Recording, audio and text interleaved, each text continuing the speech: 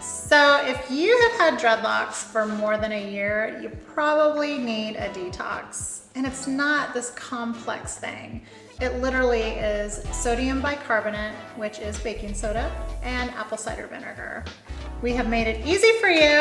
Dollylocks Detox, you simply open this little pouch and you dump it into a basin of warm water and you soak your dreadlocks. This is so vital because it helps to remove any buildup, even if it's elemental. If you're like, I don't use products, I don't need a detox. Everyone should clean their hair. It's compressed matted hair. You're not brushing your hair. Even if you shampoo, you still need to remove any of the excess oil, residue, buildup, and it promotes a healthy hair and scalp.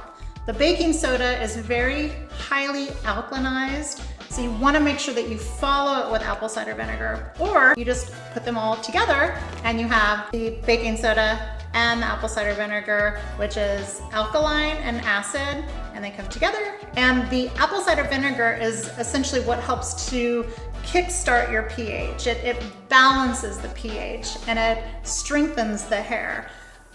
If you like to color your hair, I highly recommend doing an apple cider vinegar rinse afterwards. It really helps to seal the cuticle. It makes the hair so strong and healthy. It's fantastic, but I do not suggest using it to shampoo your hair. Anytime you perform a detox, it's always great to follow it with a clarifying shampoo.